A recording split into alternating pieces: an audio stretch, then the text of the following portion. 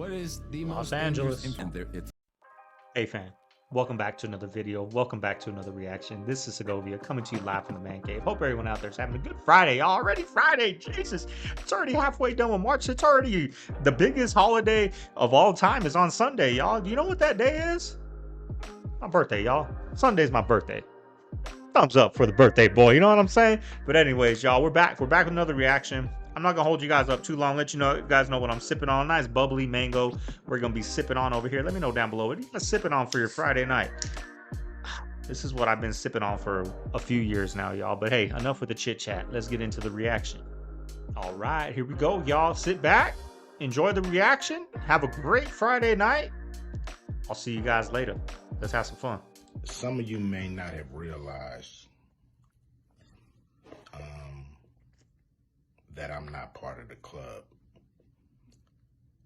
And a lot of you listening to me right here, right now, you're not part of the club either. And what I realized with the club is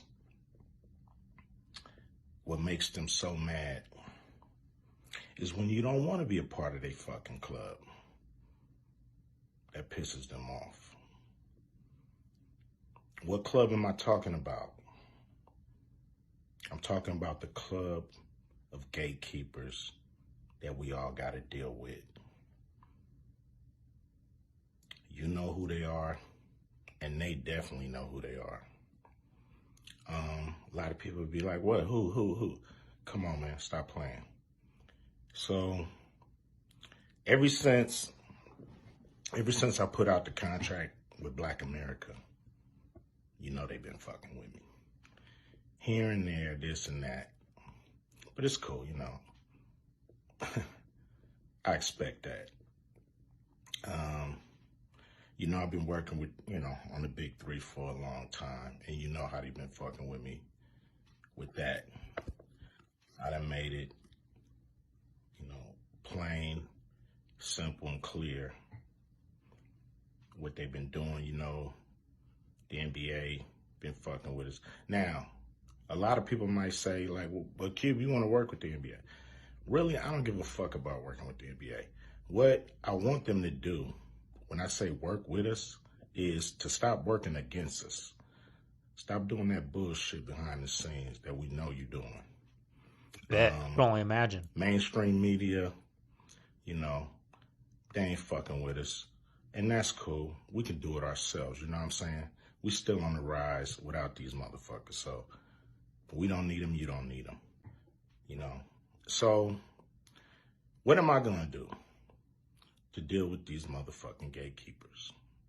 Well, what I'm gonna do is go on a Fuck the Gatekeepers podcast tour. And I'm gonna go talk to everybody, and get a chance to get my message out to the people. Well, we're here for it, dog. We're here for it. Be able to let people hear from me, Mm-hmm. And you might agree, you might not, but the important thing is, for me to go on these platforms, say what I feel about what I think. And, some people may get pissed off because I'm going to talk to everybody. I'm not playing. And it's gonna be a crazy summer. It's gonna be fun. Appreciate y'all. Always support the big three. Hopefully I'm doing stuff that you guys dig. I'm not doing this for me. I'm doing this for people that's bored as fuck in the summer with summer sports and want something cool like the big three. So here we are. Appreciate you. Much love, much respect from your homeboy Ice Cube. Remember that. People are addicted to social media. People invest more into a photo on social media than they invest into real life. One of the reasons why I came to this ranch is to get outside. I think you'd have more than that. Here's all the people. This reminds me of like the brainwashing, 1892. You have the opening day. All of these people have no idea where they're coming in from. We talked also about the orphan trains. You know, people can look into the Cabbage Patch Babies, Minds Unveiled, that whole thing. But it gets really interesting. You know, these people could have been all shipped in. More people shipped in. And I mean, look at the size of this. You know, this is just absolutely huge. So, you know, how many people are you holding? And then this says manufacturers under construction. Here you go again. Like, now you had to carry all the steel in. I mean, you got little cute trucks at that time. Look at the steel. And then more under construction. Now, this is an interesting one. It has you have a picture. Now, it could be something of one building being built, but all of them? I mean, and this is just one building.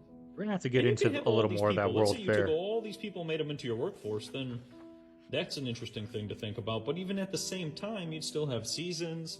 You'd have people who'd get sick. You'd have, you know, you got horses and you got transportation. You got to move all these materials. These are all the country building. The public school is a female empire. Most teachers are women, black or white. Right. The problem is female teachers, because they were never boys and have never lived as men. They don't know that the behavior that they see, a lot of it is normal. Right. This is what boys do. Right. If you had more male teachers, there would be less referral for ADHD. Most children, black boys in particular, are diagnosed with ADHD almost exclusively off the recommendation or complaint of a white female teacher and a frustrated black mother. A black woman and a white woman are working together, and they're driving this ADHD machine. Now, for me, one of the things that concerns me a lot about the ADHD crisis, because that's exactly what it is, Nick. We can go to some of the schools in Los Angeles, and literally, almost every boy, especially if he's black, almost everyone, if not everyone, is on some form of psychiatric medication. I don't care if it's Ritalin, Adderall, Concerta, Cyclert, Metadate. How can a whole classroom have ADHD? Right. First of all, statistically speaking, only about 15% of any population should be quote unquote disordered. 15%. Right. How you end up with half the class on medication? Something is clearly wrong. You didn't have to be in the jungle to see weird things. Really? My Phones. first week there, I saw probably Phones. I think this is the root of it. You know how many times I see I do deliveries, right, on the side. So, you know, I'm in and out of Walmarts and all that. So I see a lot of, you know, parents, the kid starts, you know, throwing a fit and give them the phone. Well, guess what? When you're in school, you're not allowed to pull out your phone, right? I haven't been in school for a while, but I'm pretty sure teachers make that a rule, right? You can't have your phone out. So how are these kids going to act, right? Usually when they act out, they get the phone and, you know, play a game that, you know, they have downloaded on their phone, right? Their mom or dad gives them their phone. So when they're in school and they're not allowed to pull out their phone, how are they going to stop from acting out? You know what I mean? So I think the root of all that mental health, the S word, right? Depression, all that comes from these phones, y'all. That's just my opinion. Let me know down below if you guys agree or disagree. one of the worst things I ever seen in my life. I was in a 3/4 ton sitting up front. We pulled up to an intersection. The 3/4 was right behind. It's like love a sparkling water. motorcycle with seats in the back for up to 6 people. Like a tuk-tuk or something? Tuk-tuk, yeah. Okay. And it was a woman and a small boy in the back, the driver revving his engine. And it was a convoy of trucks going through. And the convoy were all low boys with tanks on them. They're blowing through this intersection, one behind the other. And this guy got a break. I guess he thought he could make it. And he gunned the engine and he popped the clutch and he got out in the middle and it stalled. Convoy truck hit him hard, spun him around, and the back wheels of the trailer went over him. And then every truck behind that, bang, bang. Damn, Every dude, single that one of them stopped? hit that tuk-tuk and started pounding it down to the point you could not see the difference between the metal and the bodies. The convoy just kept blowing through there. In 2013, a video was uploaded to YouTube of a trucker talking to a man about a massive underground secret city that was being built in the United States. They had to take this tunnel 100 miles in to reach this place, and apparently there were more of these tunnels. Check this out.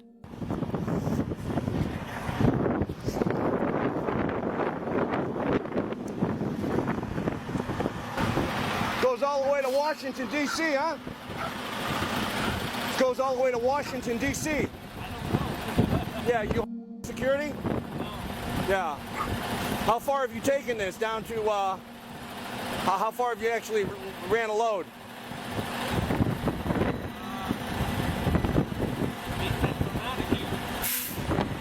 From 100 miles?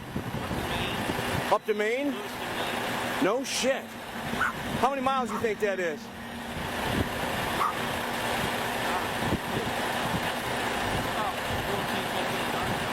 Man, that's 1400? unbelievable. Not to mention, I heard there's one that goes all the way to Colorado, right? Unbelievable. What do you think you're hauling? Any idea? Yeah, okay. Yeah. Craft makes all kinds of stuff. Yeah. You don't really know. Yeah. I know there's been a lot of military stuff being hauled around lately, that's for sure, huh? Yeah, we deliver to military. Gotcha. Gotcha. Yeah. Yeah. Yeah. Well, I appreciate I heard there's water supply, food supply, everything's in there. Yeah, unbelievable. You don't get no cell phone for service. No. Peace, brother. I mean, basically, you got an underground roadway system here that runs all the way to Maine, to Washington, D.C., to Colorado. It's fully stocked. It runs completely underground. And this is stocked with food, water, everything they need. It's an underground city. So this is the north entrance, and we're going to go see if we can do some more digging.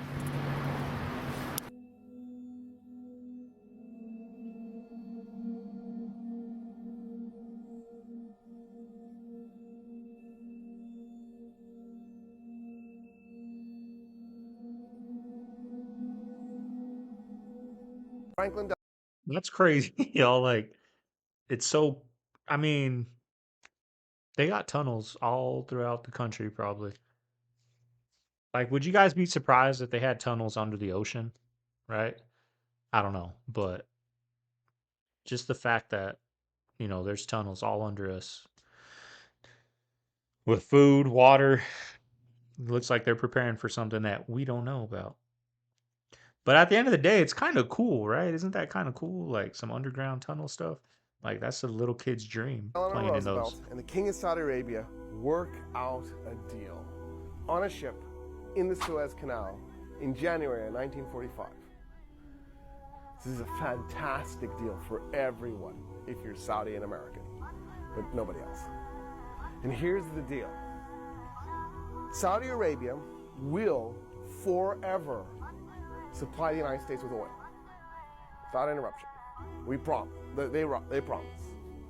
In return, we promise we will protect the Saudi royal family from all threats, internal or external, forever. That's the deal. So if Saudi Arabia has a democratic movement, we will help them overthrow it.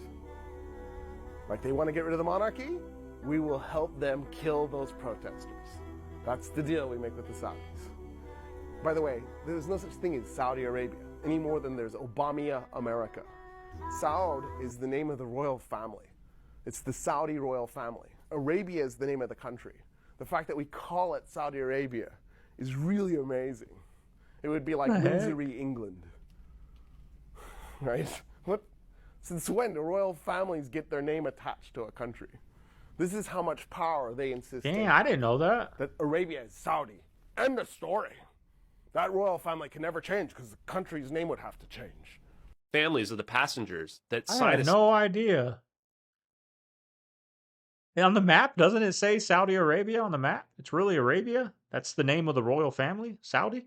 I had no idea about that. Call me dumb. Please be nice in the comments, but I had no idea about that. statement begging the government to look into the fact that the cell phones are still ringing for up to 4 days afterwards. That story is bizarre. Yeah. So it's like you take all this evidence. Yeah, let's talk about these cell phones. Are we able to listen to the voicemail?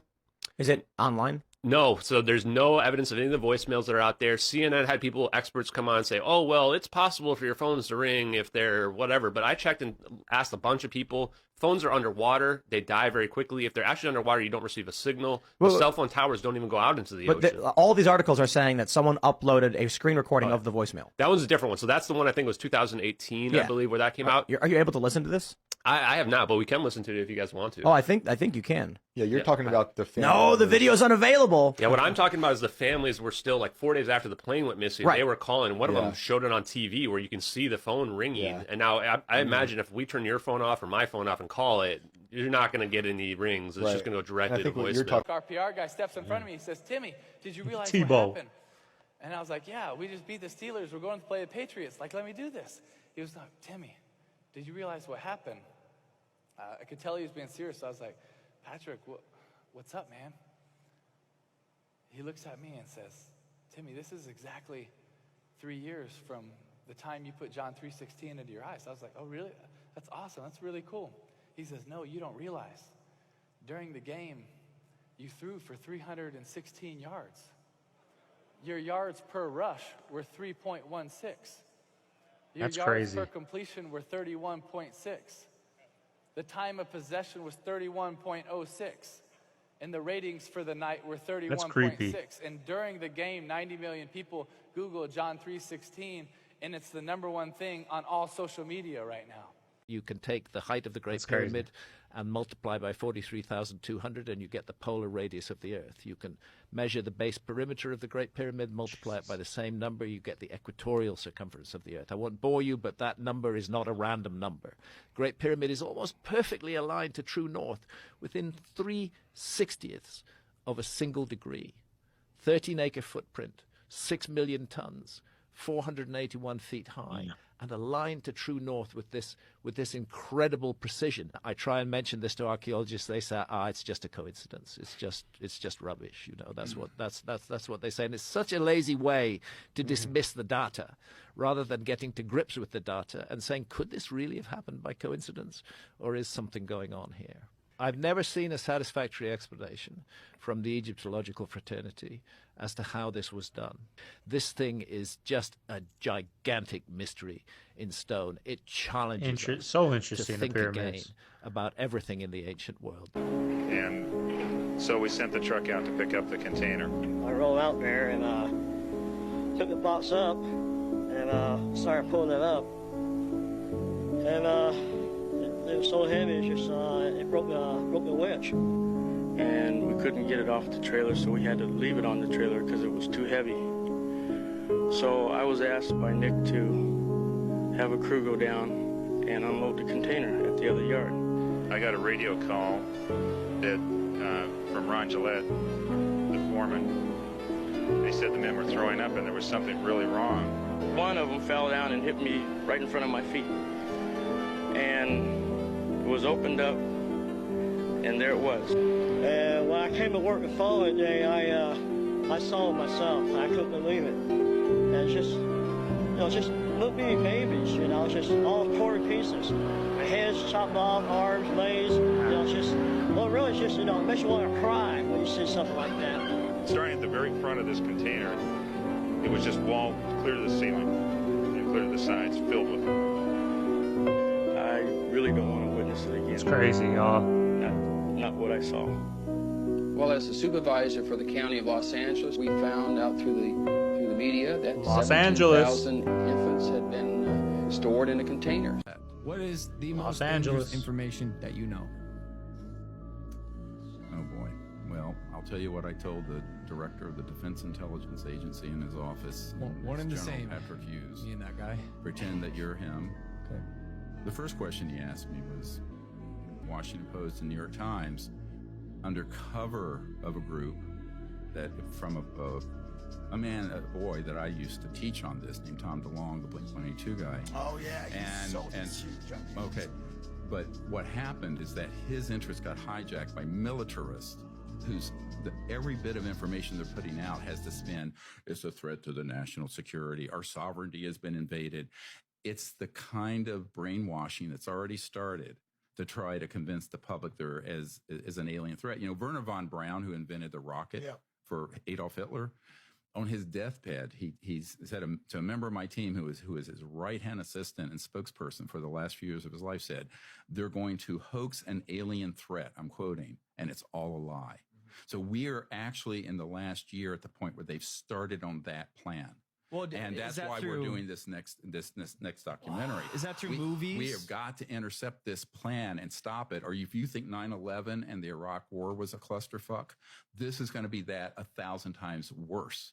So, and I'm telling you, I'm not trying to scare people, but you know, the future, what we're going to do and have on this plan is hanging in the balance, and we're going to have to wake up quickly. When you go to a restaurant, the first thing they do is put bread on the table and ask if you want alcohol, because both of them drop your frontal lobes. Both of them make it more likely you're going to order more and spend more money at the restaurant. The bread is an investment on their part because bread gives you a sugar spike, a blood sugar spike, which then pushes serotonin in your brain and makes you happy. But serotonin drops frontal lobe function. And then alcohol, which also drops your frontal lobes.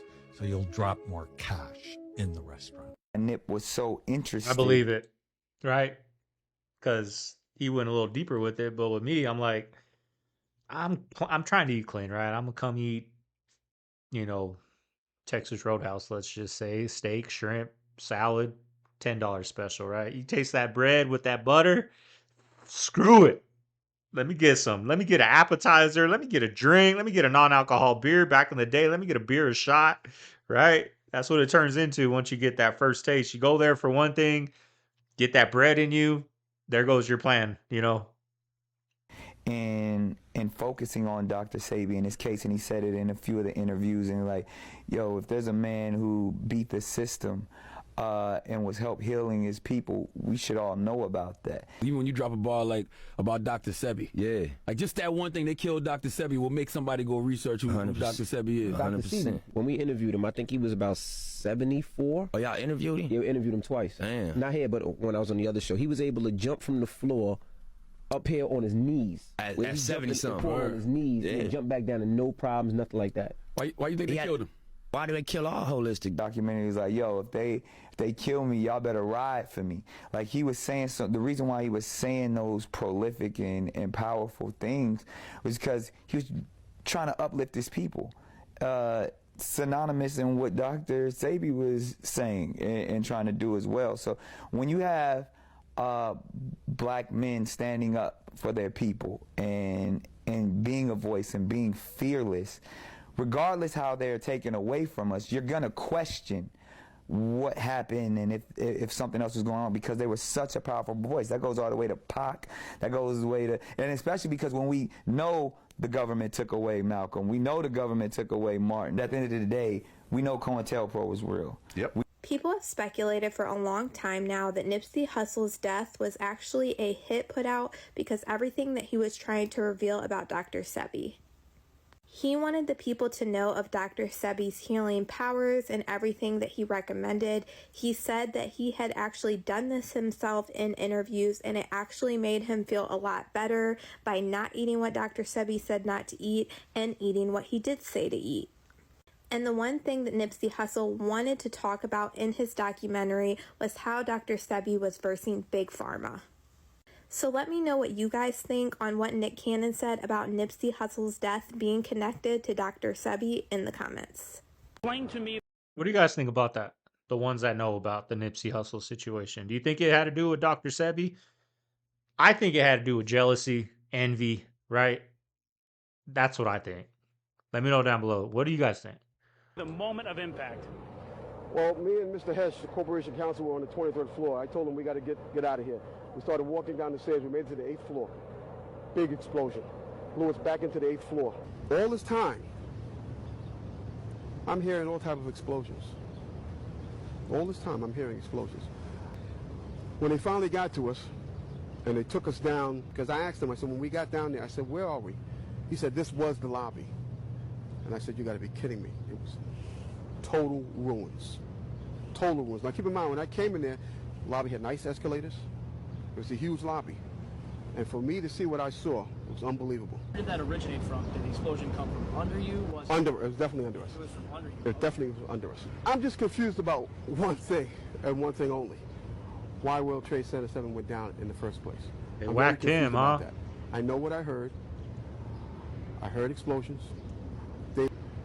When I got to that lobby, the lobby was totally destroyed. It looked like King Kong had came through it and stepped on it. And it was so destroyed, I didn't know where I was. I couldn't stop watching it. And that's when I found out Building 7 came down. I was so surprised. And I'm saying to myself, why did that building come down?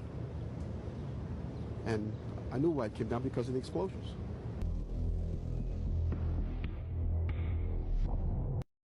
Do you think one day it's going to all come out, just like the JFK recently came out, that the CIA had something to do with it and nobody cared, honestly, right? Nobody. Like, do you think one day that happened in what was it, the 60s, 50s? So 70 years later, so let's say in 2071, right? 70 years from 9/11, we're going to be old, long gone, right? People that weren't alive for 9/11 are going to be like us that weren't alive for JFK. So when they said that, we were like, okay, back to life. What's a rent? How much is rent? How much is the gas prices, right? Do you think they'll ever come out and say it was an inside job, 9/11? That would be freaking insane. I mean, we kind of already know and have a feeling, but it hasn't been said, right? 5, 10 years, 15, 20 years, I think 20, 30 years. I think within the next 3 to 5 years, you're going to start hearing rumblings of hearings. We're going to start this over. Okay, I like sometimes to go back. Like, this is Tom DeLonge. And remember when he first came out, like, everyone was saying he's crazy, discrediting him, like, you're losing it. And now the things he said, like in this clip, it's starting to like happen. They're having hearings about this on C-SPAN and all that. But sometimes I like to go watch like old conspiracy prediction type things. And then like, damn, that's real now. Like it's happening. It's kind of crazy. 5, 10 years, 15, 20 years, I think 20, 30 years. I think within the next 3 to 5 years, you're going to start hearing rumblings of hearings. I don't want, okay, but something more substantial than rumblings of hearings. No, because this is a big deal. You're going to hear whispers of rumors and rumblings of hearings, Kevin. Come on, we're almost there. I think you'll start to hear the pressure building to have congressional hearings on I this. see, okay. And then once that happens, things get a little scary because then on a public level, they have to act on this. Now, what does that mean? What are they going to do? This week on 60 Minutes, we reported on unidentified aerial phenomena, UAP, more commonly known as UFOs. Do we have any sensors underwater to detect on submerged UAPs, anything that is in the ocean or in the seas? So I think that would be more appropriately addressed in closed session. This is an example of one that I showed at the hearing recently. This is a spherical orb, metallic, in the Middle East, 2022, by an MQ-9. These are retrieving non-human origin technical vehicles, call it spacecraft if you will, non-human, exotic origin vehicles that have either landed or crashed. We have spacecraft from another species. Lock your doors tonight. Right now, I'm in the middle of a 5-day. Like, how crazy is that? Like, imagine this 20 years ago, or even in 1995. Imagine them coming out and how, I don't know if I'll say freaked out, but how much more we would care and be thinking about it. But now we just, like, you guys are going to watch this clip and just be like, okay, next, like, you know what I mean? Like, it's not a big thing to us no more. Big thing to me either, right? But it's just interesting that they're all coming out with this. Vehicles that have either landed or crashed. We have spacecraft from another species. Lock your doors tonight. Right now, I'm in the middle of a 5-day fast, and so that's water only. That's been life-changing doing that. And fasting takes incredible amounts of discipline. In order to develop discipline, you have to practice pushing yourself to things you don't want to do. The second thing that really propelled me was I stopped wasting time on things that weren't doing anything for me. Like, I used to watch every Lakers game. People are like, dude, are you going to get season tickets to the Raiders? I'm like, bro, I don't have time to watch all these games. Like, I was hoping you were going to get like box seats or something so you could start taking your team and invite Think Media. We'll go to a game. Yeah. I just don't need season tickets. Because then you have to serve the tickets. Do the tickets serve you, or do you serve the tickets because you're constantly there? All right, family, there you have it. Hope you guys enjoyed the reaction. I put that little fasting clip in there because I'm starting to dibble dabble going down the fasting rabbit hole, right? I needed something, y'all. Like, I ain't gonna lie to you guys. When I was in Arizona 6-8 months ago now, I was running every day on the mountains. Sometimes 1 mile, sometimes 10 miles, sometimes 5 miles, but every day I was out there running that trail. So when I would eat bad, I really wouldn't put on weight. I'd kind of just maintain. But out here in Texas, there's no mountains out here, right? I'm not really a fan of the gym. I'm more of a trail runner, and there's no mountains out here. So now that I'm eating this food, I'm not moving, so I'm gaining the weight, right? So I'm trying to figure out some things, and I started fasting. I started on Monday. I do a 20-hour fast, 4-hour eating window. I'm feeling good. I want to, stick to this a little bit. My parents are coming out here on Sunday for my birthday, so I'm thinking, tomorrow do a 24-hour fast, and I would like to do a 24-hour fast once a week and a 36-hour fast once a month, and then maybe quarterly when I get to this level, right? I'm gonna work up to it, but when I get to this level, I would like to do like a 3-day water fast, y'all. I hear it's life-changing, especially with me, that deals with mental health, mental illness, big time mental illness, that I think it'll be good for me. But let me know down below, have you guys experimented with fasting, anything like that, any crazy fasts, or 16-8, anything like that? Or if you want to jump on the grind with me, y'all, I'm doing 20-hour fast daily, 20-hour fast, 4-hour eating window. Jump on the train with me, y'all, even if it's a 16 and 8-hour fast. So yeah, but anyways, y'all, this is Segovia. Hope everyone has a good Friday. I'm gonna see you guys on Saturday tomorrow, and we need a name for the beta, right? So leave some comments down below what I should name my beta. The comment that gets the most thumbs up, that'll be the name. Even if only one comment gets 1 thumbs up and it's my thumbs up, that's the name. So leave a comment down below. Let me know what you guys think. All right, y'all. I'll see you guys tomorrow. Have a good night. Later.